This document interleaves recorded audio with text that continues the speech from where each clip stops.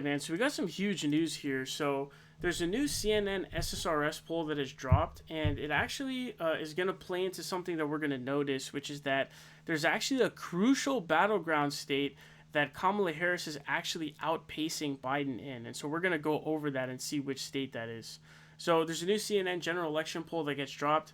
In Wisconsin, they have Harris +6, which is a big number lead, but it's not where you want to be. You want to be up by, I would say, like at least 7 to 8 points if you want to win.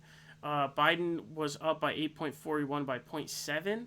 So you want to be up higher, and that was in the aggregate. The aggregate for Wisconsin is far lower than that. It's at like 3.2 or maybe less, or 3 point something.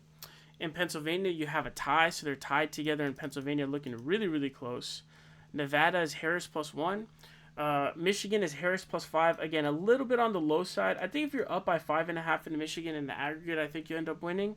But she's pretty far from that. At this point, she's only up by about like 3.2. So, but if she gets to 5.5, I think she's able to win. Georgia is Harris +1. So this is actually the biggest poll to drop out of here. So Georgia has Harris up 1 point already. We're in early September right now, and she's actually up. This is actually really big news because what this puts her in is it's a really close area.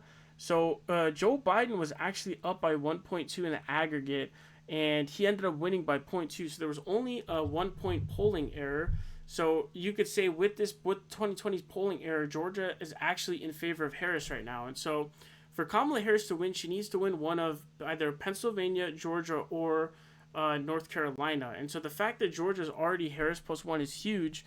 And so this is definitely the best poll for her here, because this also kind of chalks with the aggregate as opposed to the other ones which are higher than the aggregate. This is pretty close.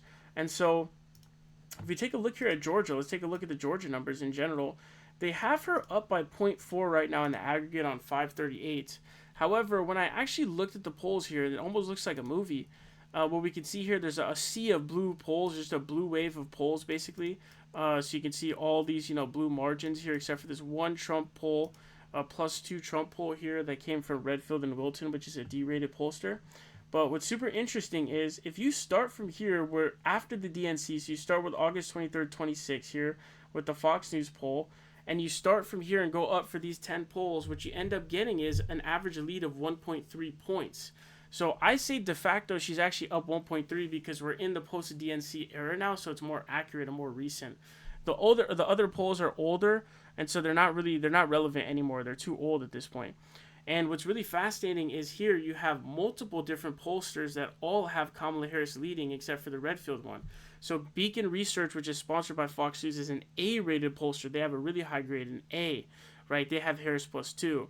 In the Morning Consult poll, which is it's a kind of low tier pollster, it's rated C, so I barely accept it. I don't accept polls less than C rates. They're rated C. They have her up between 1 and 3 points based on the different polls that they have. They have her doing even better in the likely voter numbers and the registered voter numbers, which is even better, very, very good. Then you have the Emerson College one that has her +1. I don't know what the rating of the Emerson College poll is, but it should be somewhere around a B probably. And then Redfield and Wilton is a D-rated poll, so they have Trump +2. And then the CNN poll that came out has Harris up 1. And then Insider Advantage is actually a Republican poll, so you can see here it has Harris +1 in this. Harris +1 is the net result, so there's some rounding going on here, so it's 48-48. But using these margin numbers, if you add them up and then divide by 10, you would get a +13 margin in favor of Harris here.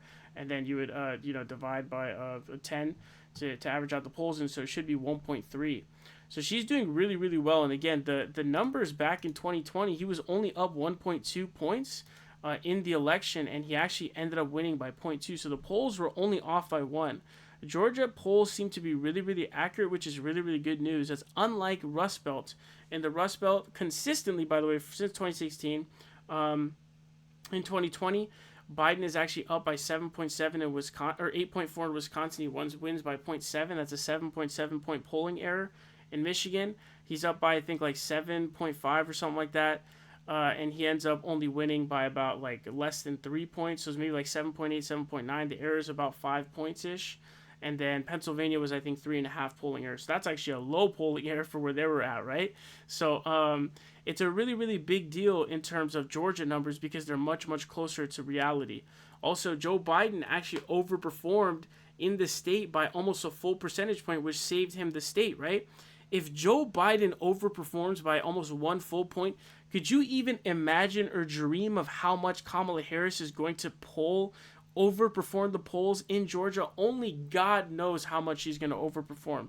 If Joe Biden overperformed by almost a 1 point, which is massive, because Trump consistently gets underestimated in almost every single poll, it can save you in the poll numbers. But here's something really interesting, though. So let's see where Joe Biden was actually polling at back in 2020 at this time. So today's September 4th. So let's go ahead and travel back in time. Let's see where the September 4th aggregate was. You can see Trump was actually up by 1.4 points back in September 4th in 2020. You can see that right there, right? So on this day that I'm recording, the September 4th, Trump is up 1.4 points, okay? Now, if we go to today, notice on September 4th, she's up by 0.4. So she's actually overperforming Biden in 2020.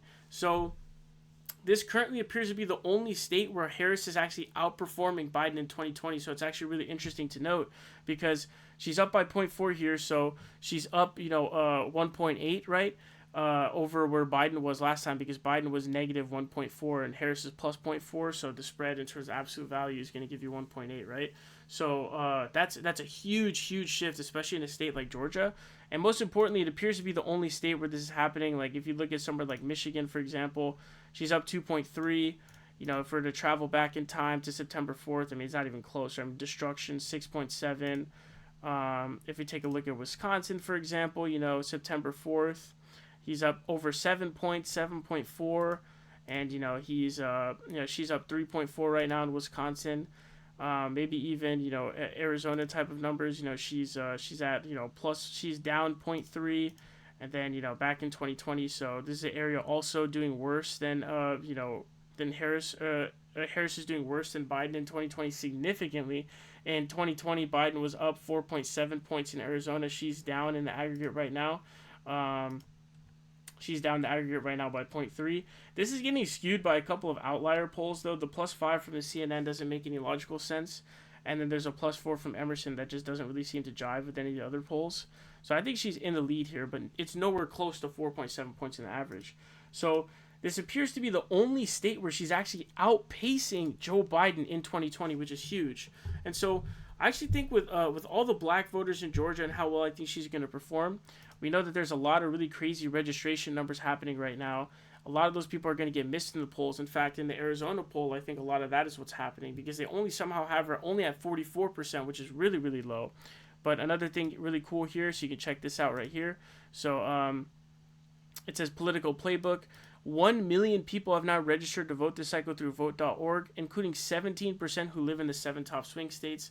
More than 1/3 of the new registrations are from 18-year-olds, way up from 8% in 2020. It's a huge increase. And 79% are voters under 35. So there's this huge surge going on amongst young voters, black voters, young women voters, young minority women voters, young Latino women, etc. Those are people who are going to turn really hard for Kamala Harris. Arizona's going to miss a lot too, because their Hispanic vote, I think, is actually more progressive than the other swing states by a long shot. I think largely because their Hispanic population heavily skews young as well. So those people are going to get missed in the polls. A lot of them are going to get missed. And even in Georgia, we saw an overperformance of almost a full percentage point from Biden. Only God knows how much Kamala is going to overperform. It's going to be insane. With all the black voters, all the young women voters. Atlanta is still growing, by the way. And then those smaller metro areas like Macon and those kinds of areas, those are all becoming bluer and bluer as time has gone on. And so because of those movements that are happening, what we can see is it should be pretty much impossible for Kamala Harris to be able to lose Georgia with all of these things combined. I mean, she's doing significantly better than Biden was at this point in the race in 2020. And then with all of those things happening with demographic changes, etc., those are all of the kinds of things that are going to impact the race. So this is the one state, and so this is huge news, right? This appears to be the one state where Kamala Harris is actually outpacing Joe Biden from 2020 right now. So really, really awesome news here. And again, I'm pretty confident Georgia's going to end up staying blue. But, unless there's some really crazy thing that happens that kind of turns the election the other way, and then you end up maybe, an October surprise, or maybe she bombs the debate, which I think is unlikely. But I think it's pretty unlikely she's going to lose Georgia at this point, unless something crazy happens or if the polls are really bad. But the polls in Georgia are super reliable, though. So Even if she's up 1 point, even if it's tied, she could still win because of the Obama, 08 Obama energy and that kind of stuff. It's going to be different than it was with Hillary in 2016 and even Biden in 2020. So Georgia looking really, really good for Kamala Harris. I think even more so than the other states, right? I would say Georgia looks like it's even more of a lock than like states like Michigan and those, because they have a lot higher of polling errors. And then she's way outpacing Biden in 2020 in Georgia, where she's not in the other states in Michigan and those.